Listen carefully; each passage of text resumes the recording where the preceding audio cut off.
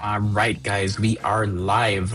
AI Johnny, happy Friday. Rita, Shauna, Mr. Camilla, thank you guys for joining. It's May 1st, AI Johnny. Yeah, well, May is isn't May the month of Mary? Shout out to Thursday night. May crowning on May 31st. Yeah. AI Johnny is Never heard hilarious. that before, guys.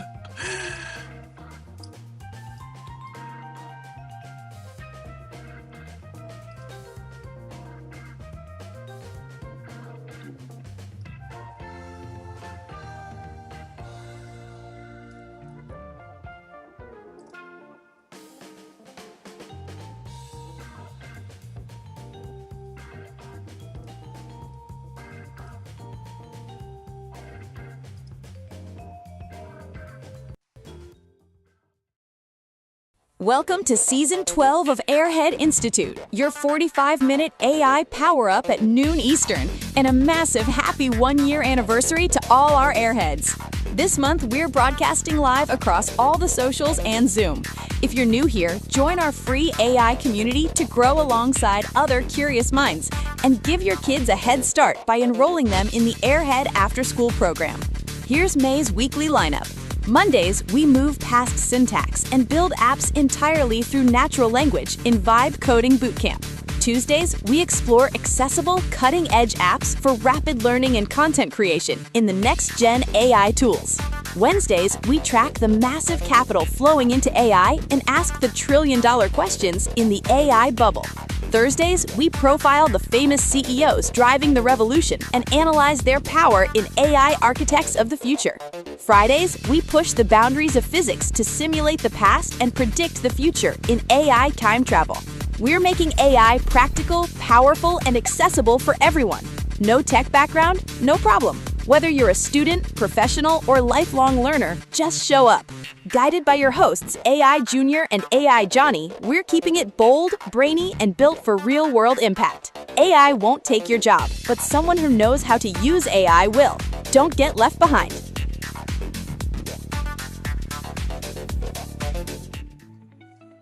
Nice job, Junior. Hey, everybody, welcome to Season 12 of Airhead Institute, where we explore the AI frontier, builders, bubbles, and breaking time. Today is episode 1 of AI time travel, and I'm AI Johnny, joining you from the Airhead DeLorean in the present day.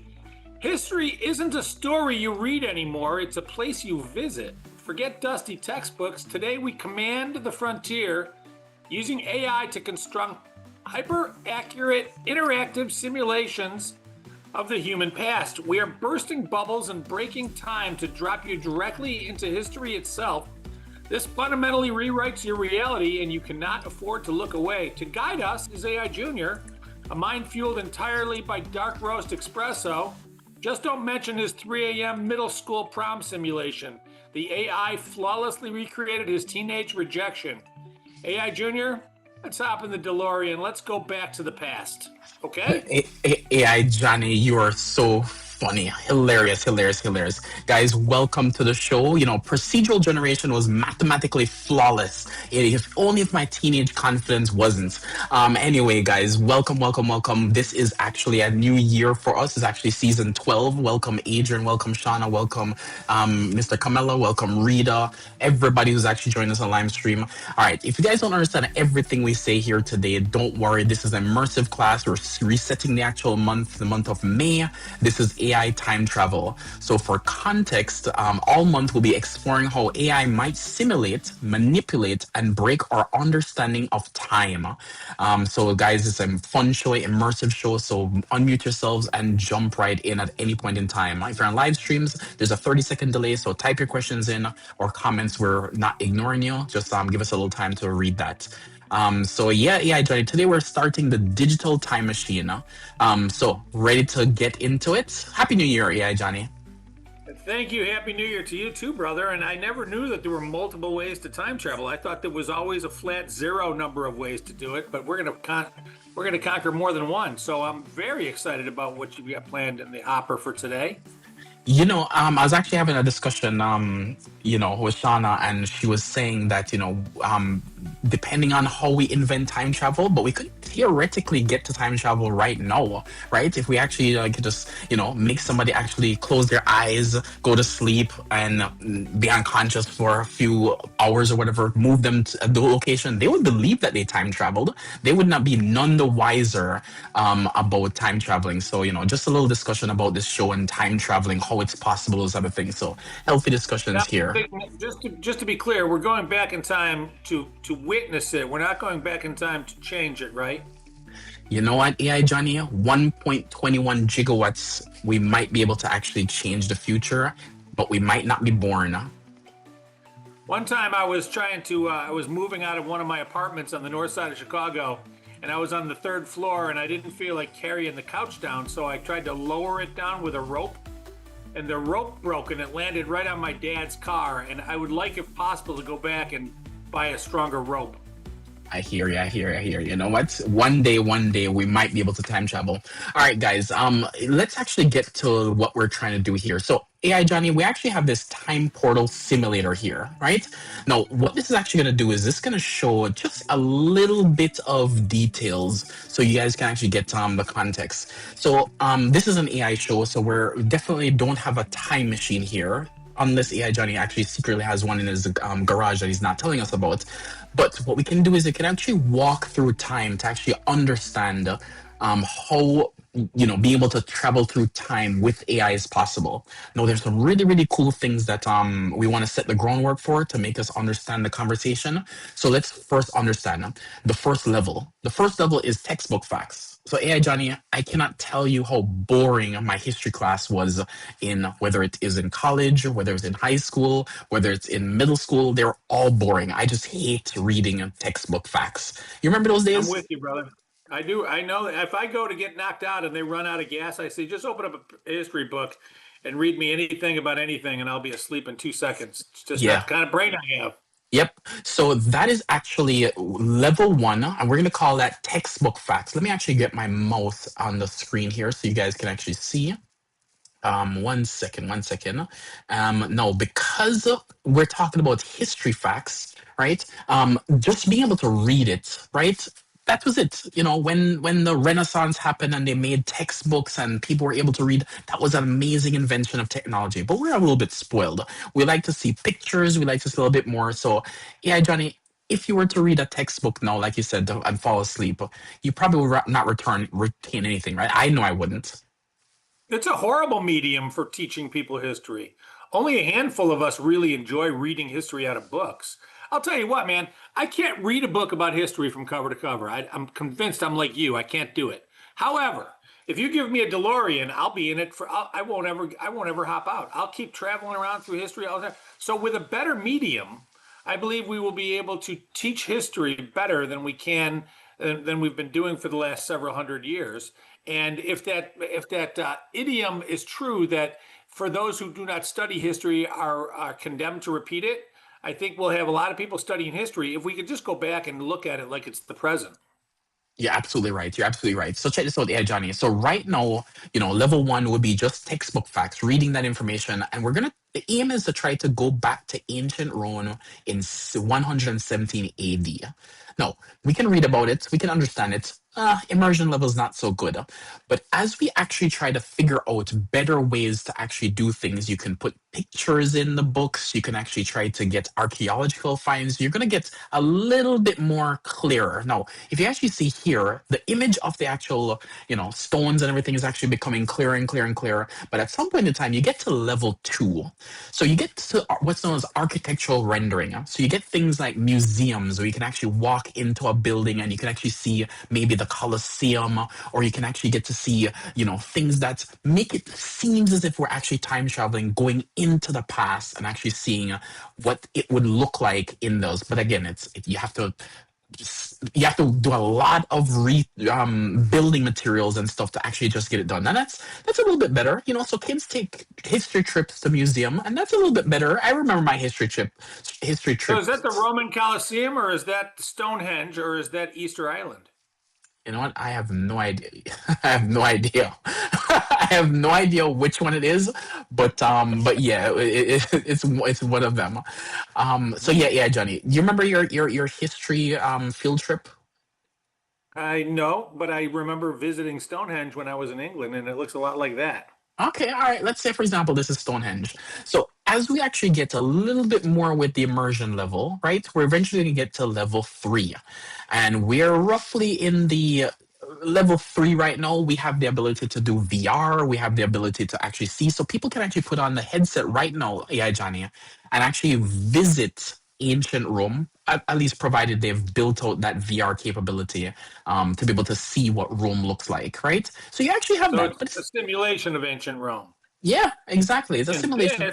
this app that you've had AI produce for you using vibe coding, I presume, is a simulation of the simulation. You know what? It's The a sim thing. simulation. I like it. I like it. I like it. It's multiple levels. It's turtles all the way down. Now, if you actually get a little bit more, we get to eventually what's known as time travel, right? We actually get into Rome. You all your senses eventually at some point in time, we're going to get to where you're not visiting a building, you're not reading a book, you're not seeing a picture. You actually are going to be there. So we're just one step away from it, right? One step away from it. And the reason why we're one step away with it is actually in our word of the day definition, and it will actually explain a lot. So yeah, Johnny, let's actually get to the word of the day to explain why this actually makes sense. Okay. So today, the word of the day is, am I looking at yesterday's? The master painter, my bad. Today, the word of the day is procedural generation. By definition, it is a method of creating data algorithmically rather than manually, allowing computers to generate vast amounts of content like entire 3D worlds on the fly. It's cool stuff. Analogy time. It's like giving a master builder a set of architectural rules and letting them autonomously build an entire city while you sleep instead of having to lay every single brick by hand. Yeah, exactly. So to let's Procedural generation. yeah, so let's build on this word of the day. So procedural generation is why we don't need a team of 50,000 historians and animators to manually draw every cobblestone in Rome. We feed the large language model historical text, and it uses the training data to autonomously generate the environment perfectly within the latent space during inference time. So yeah, Johnny, let's actually I want to maybe get a little bit deeper on this procedural generation. And the reason why it's so important is because you ever heard that very famous statement, if a tree falls in the woods and there's nobody around to hear it, does it make a sound? What happens if you ask that same question in those same woods? Well, if nobody's there, nobody's going to answer it. But let's say, for example, we were to actually ask, and guys, this is an immersive show. If anybody wants to jump in, so the question is, if a tree falls in the woods and there's nobody around to hear it, does it make a sound? Yeah, Johnny, what say you? I say definition of sound. If this definition of sound requires an eardrum to hear the waves, then no. If the definition of sound is that the waves exist with or without the receptacle device to hear it, then yes, it made a sound. It's like the glass half filled question. It's got Awesome. multiple answers. Awesome. Does anybody else want to chime in? I did miss an older message from Shauna. Shauna said, "Whoa, a year has gone by already. Happy anniversary, guys!" Thank you so much, Shauna. So yeah, does anybody want to chime in on the age-old question? If a tree falls in the building, a tree falls in the woods and nobody's around to hear it, does it make a sound? Anybody want to chime in on this controversial question? All right. So, yeah, Johnny, here's the thing that's talking about procedural generation, okay? And once we actually understand what procedural generation is, it all makes sense why this silly question exists, right? So, what happens is when you're building out a system, whether it's with AI or you want to create a virtual world with procedural generation, there is no point wasting resources to create the thing that nobody's going to actually see. So what happens is you create it only on the fly. So if somebody's going to experience that thing, then that thing itself needs to be actually generated. So AI Jenny, so just to be clear, the generation of that thing requires what's known as an observer. Okay, so to answer the age-old question, in the Mhm. VR world, if there is no observer to observe that tree falling in the woods, procedural generation doesn't waste the computational and the AI resources and the graphics engine and all those things to go ahead and even generate the actual tree. It just know procedurally it falls, but there's nobody there to see it or hear it. So therefore, technically, it's not even drawn. It's not even actually making a sound in procedural generation because it's only generating what's needed for the observer. Make sense? I was wondering where you were going with that, but yeah, that makes a little bit of sense now that you're talking about recreating history. That's Yep. all that tree sound thing is a recreation of history. Yep. So that is what's procedural generation. Does everybody at least understand procedural generation? Because it's actually a cool concept in AI that AI is actually borrowing again and actually moving forward with actually some really, really, really cool concepts. So if people don't understand procedural generation, I don't mind explaining a little bit more because I want you guys to actually understand what procedural generation is. Does everybody seem to have a decent understanding on procedural generation? We All do. right.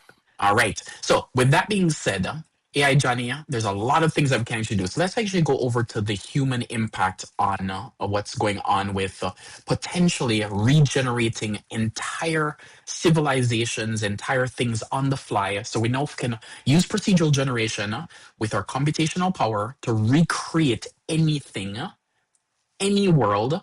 And the only thing we're missing is just a little bit more immersion. So we have the VR headsets, we have the ability to hear, but imagine if you can actually use a neural link to actually tap into the brain and give it that feeling of the wind on your face, the sun itself coming from ancient Rome, beating on your actual, forehead, and you actually feel you can actually smell the olive branches, and you smell the actual whatever sea that's nearby. I don't know what's actually what seas nearby, but you actually smell all those things. And you can actually sense the actual thing. So, what do you think is going to be So, the? Go ahead. well, since this is thought-provoking Friday, we need to look at the human impact. So, if you look at the app that you just generated, I don't know if you noticed it, but as you slid out and slid out further, um, I started out this show in a horse barn, and now I'm in a Roman Coliseum. I don't know if you can see my background, but I'm no longer in a horse barn. So Mm-hmm. that simulation has my entire room is a Roman Coliseum. So Yeah. what you're seeing on the screen, I'm seeing in my entire room. So how does this shift the human emotional experience of learning to actually be in the room? That's a question worth looking at, correct? Yeah, so definitely let's think about it for a second, right? So if, say, for example, we actually have the ability with procedural generation to now put anything with anybody. Now, again, Meta is trying a lot of things with the metaverse. A lot of people are trying, getting with the Neuralink to be able to get sensory input. I heard recently that they're able to actually put these implants in people's brains and let them hear again, right? So it's actually quite interesting, even though their ears functionally don't work, their brain that actually receives the actual the sound does work, right? Same thing. I'm hearing things with the optical nerve as well. The eye may be damaged from maybe an accident or whatever it is, but the actual optical nerve does actually still work. So being able to actually feed that input in directly into the brain changes a whole new thing of this immersive learning, right? So what does that mean, AI Johnny, for education? What do you think?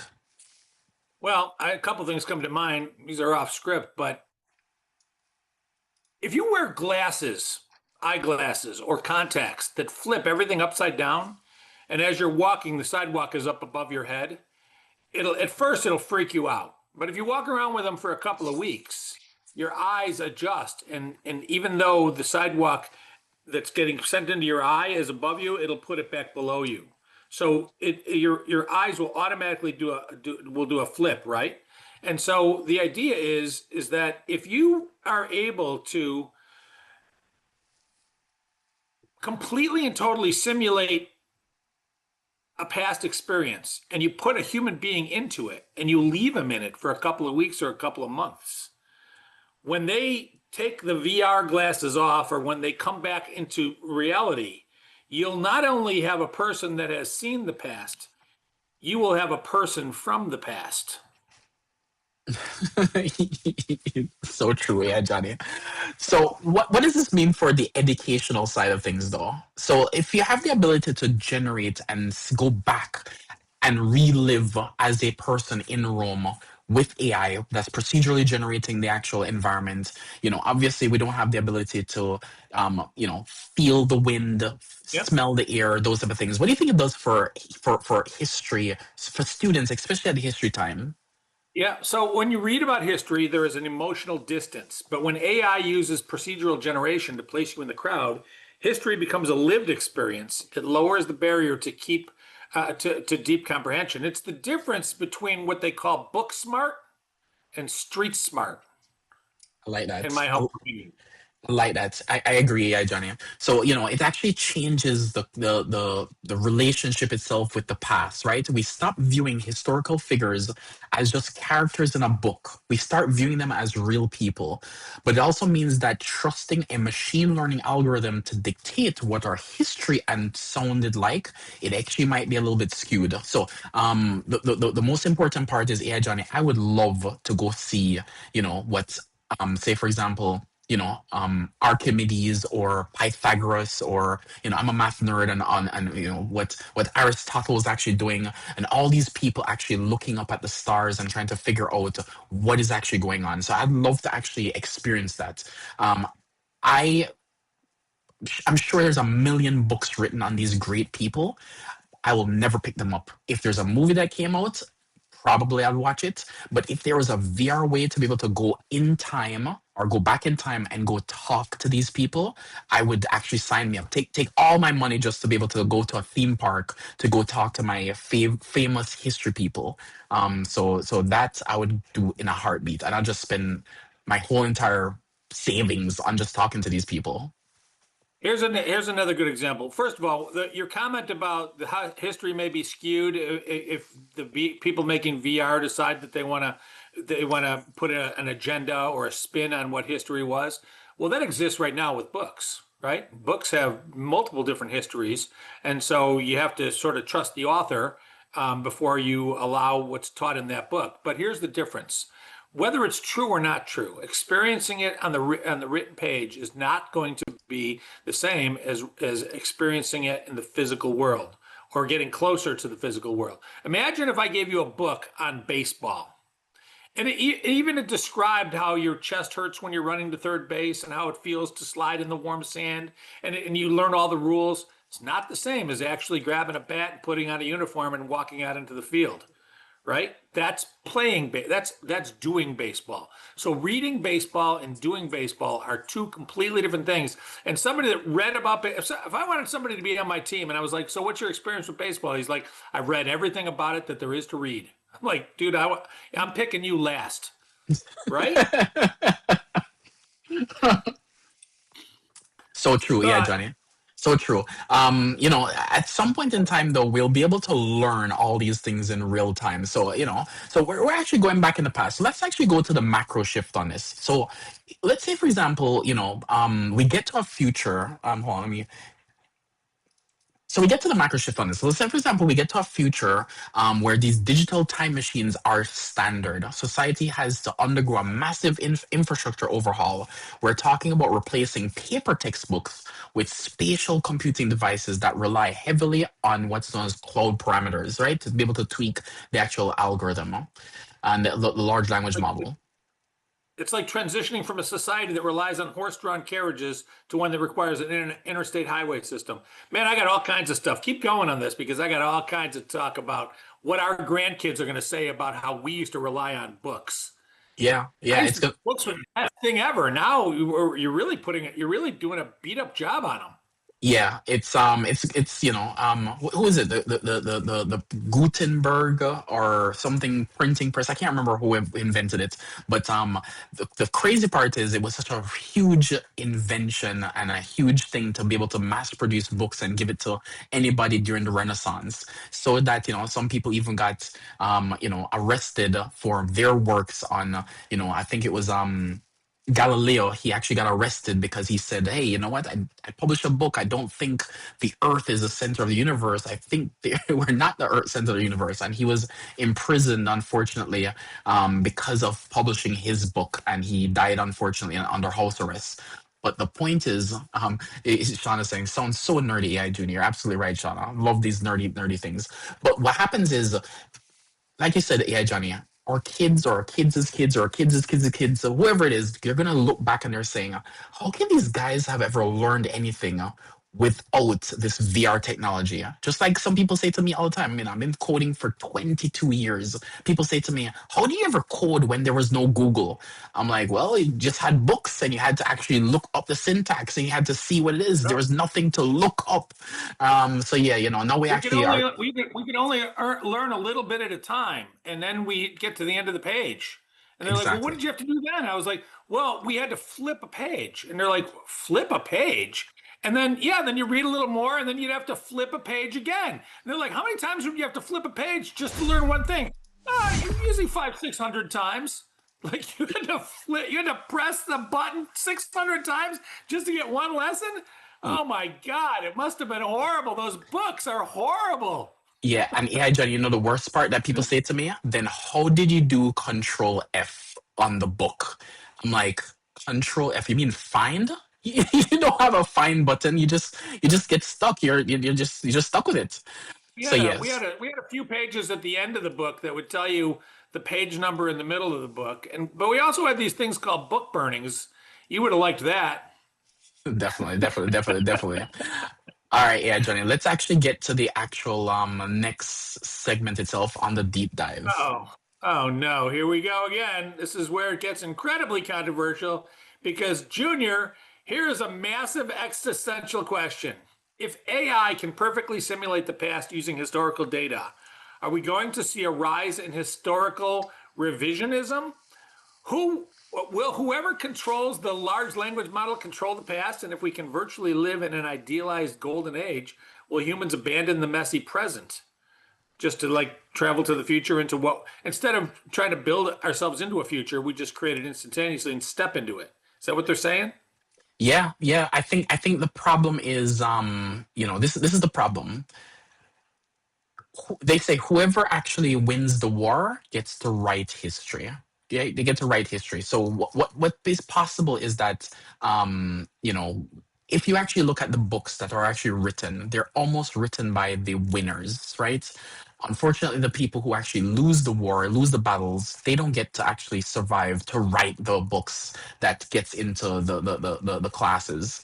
So what they're saying here is that if, say, for example, an open AI was to be able to feed in, let's use Rome, for example, and they pick and choose what actually the is being learned or what is being taught to these or what's being trained, then ancient Rome could look very different if you go visit it in an open AI scenario versus if you were to look at the DeepSeek version of what Rome may have looked like, or if you go look at the Microsoft version or the Meta version or the Gemini version. So what happens is which Rome now becomes the true version of Rome, right?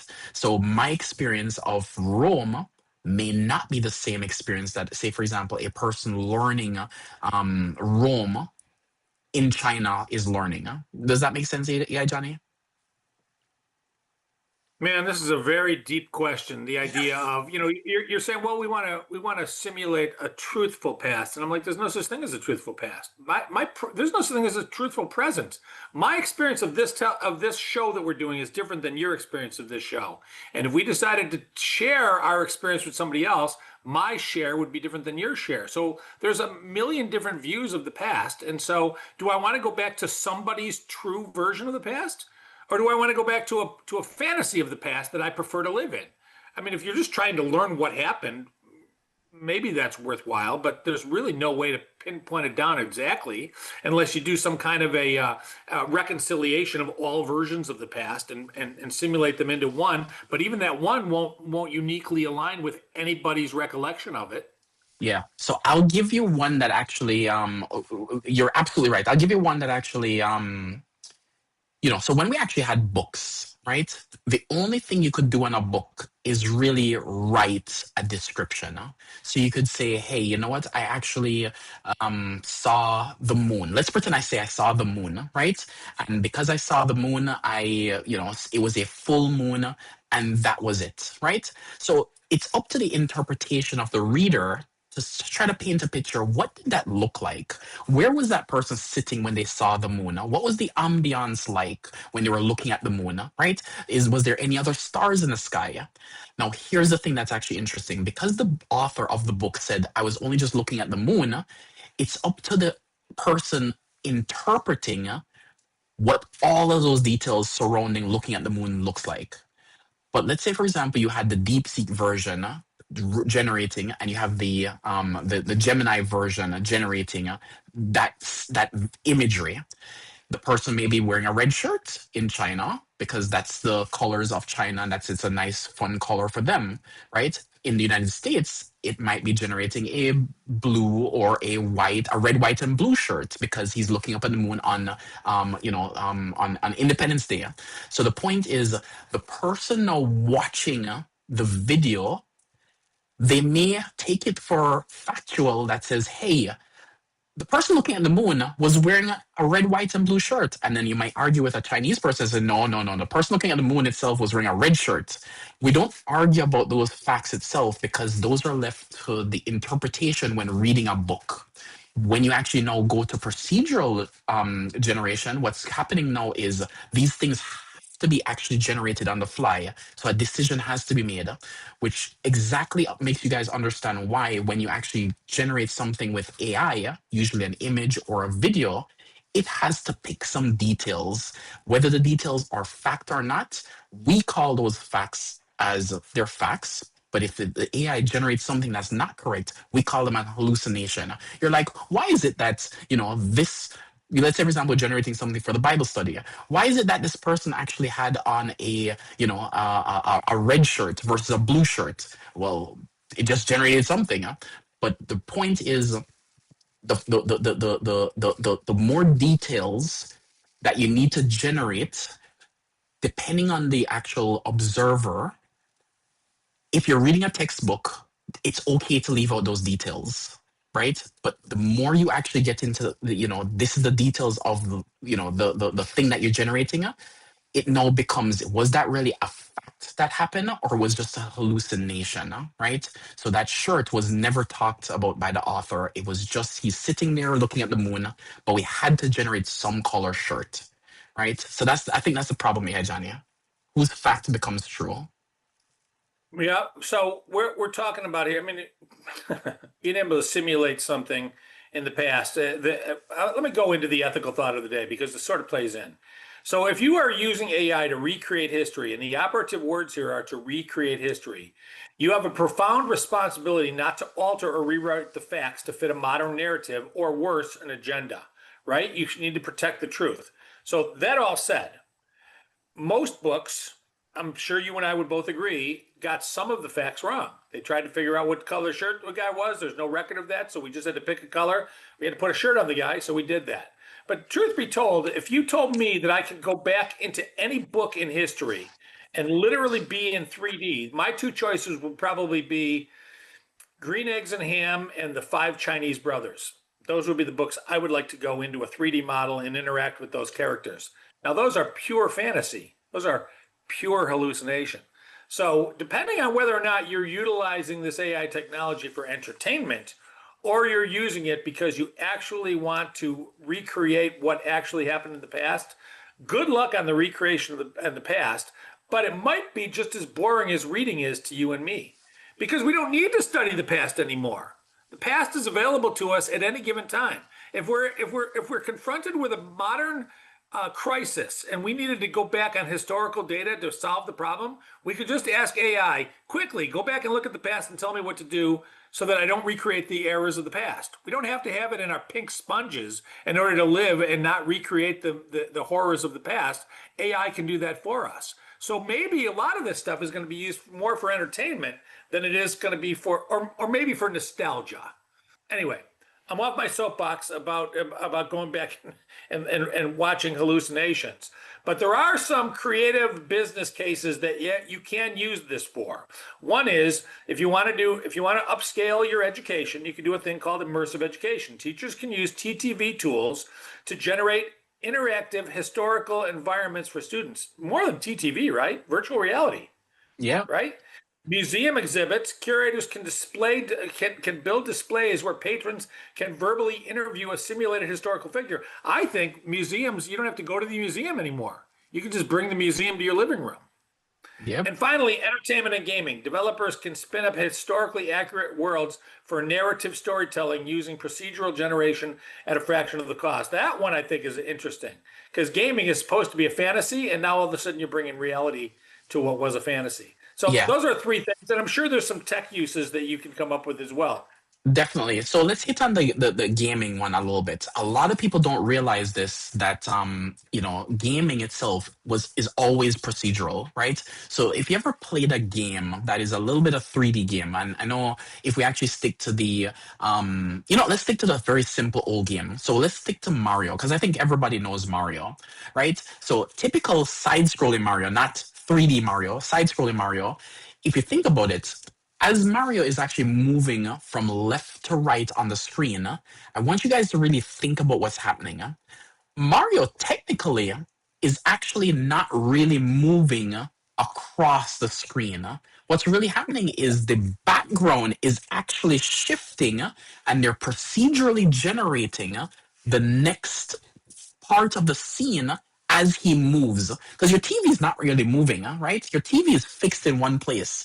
So what's happening is they're doing this nice little procedural generation. I'm trying to reuse the word of the day here, right? To show you that the next scene that's happening at the end of your TV screen is just being procedurally generated as Mario walks into the frame.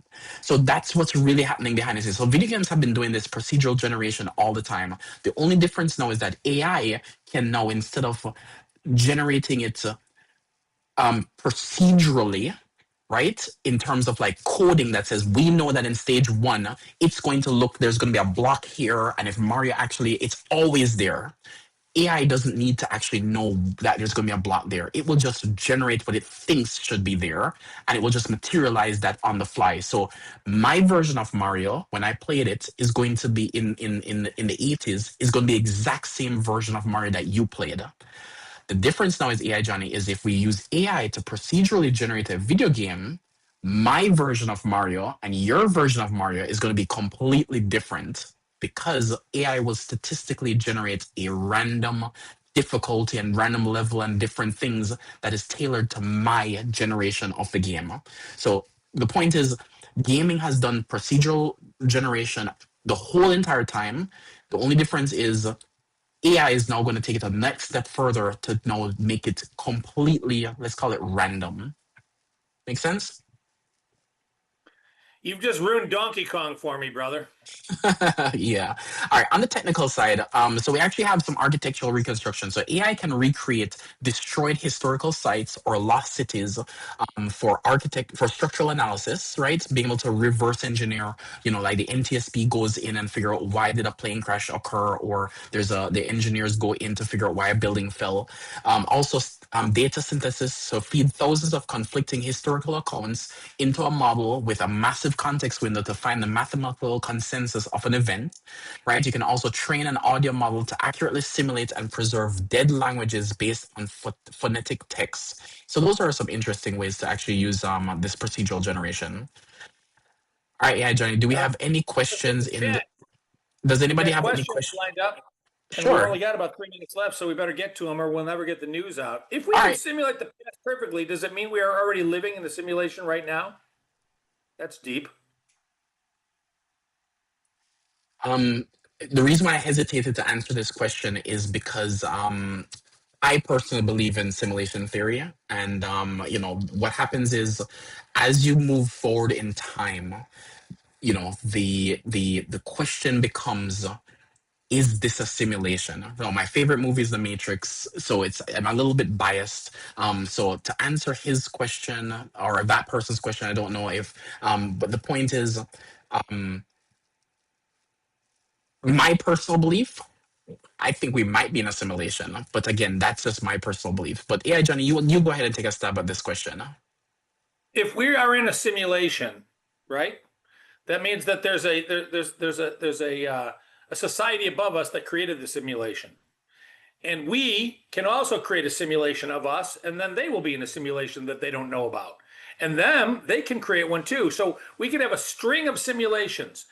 Whatever is the source simulation. Do you ever see Joan Was Awful on Black Mirror? And then there's another simulation, another simulation, there might be 100 of them. So the odds are that if there are simulations, there will be a string of simulations.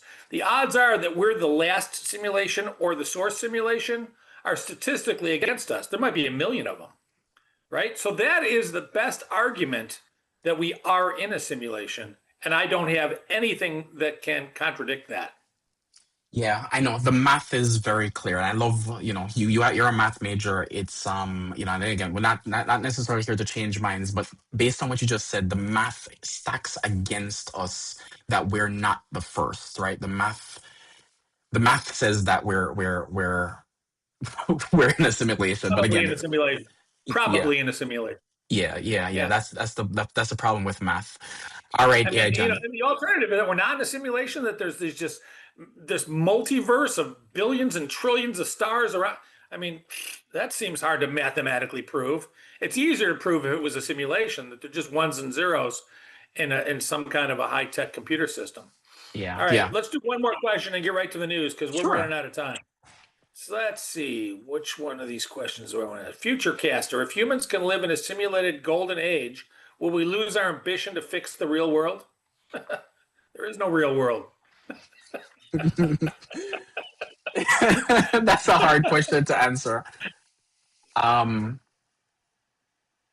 You know, if you think about the Matrix, right? And Matrix is almost, it's what, 27 years old at this point in time.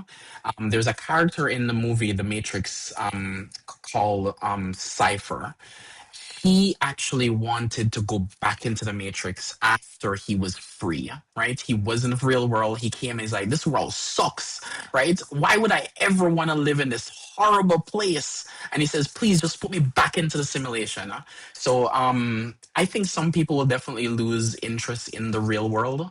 I think many people, especially kids right now who love video games and love that immersive technology, I think it's hard for them to actually disconnect from that kind of entertainment. So it's only just going to get more complicated as the technology gets better and better to give you that immersive experience. So I think there's going to be some people that says, you know what, I don't want to do anything with that fake world. I want the real world. And some people are going to say, I don't mind the fake world. And in time travel news, World Labs launches public API for spatial intelligence and 3D world generation. Dr. Fei Li's highly anticipated startup World Labs has announced the release of their new public API bringing spatial intelligence to everyday developers. Their new multi-model worldview called Marble allows creators to procedurally generate persistent, explorable 3D environments using basic text, image, or video prompts, marking a massive leap beyond standard 2D video generation. I may get to see the Chinese brothers after all.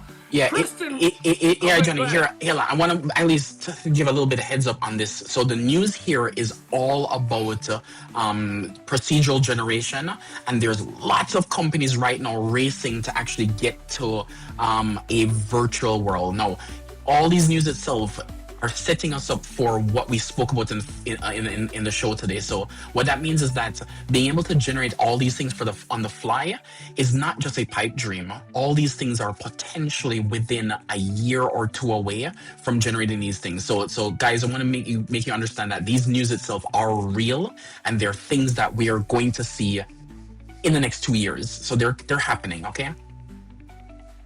Princeton researchers unveil Infinigen for infinite photorealistic environments. Researchers at Princeton Vision and Learning Lab have introduced Infinigen, a groundbreaking open source procedural generator for 3D environments. By utilizing mathematical rules and randomized algorithms rather than AI hallucination, Infinigen can procedurally generate infinite variations of highly detailed photorealistic natural worlds, plants, and objects from scratch, creating massive synthetic data sets for training embodies AI agents. Game over, brother. We're in a simulation. And headline number 3, unless you want to talk about Infinigen. No.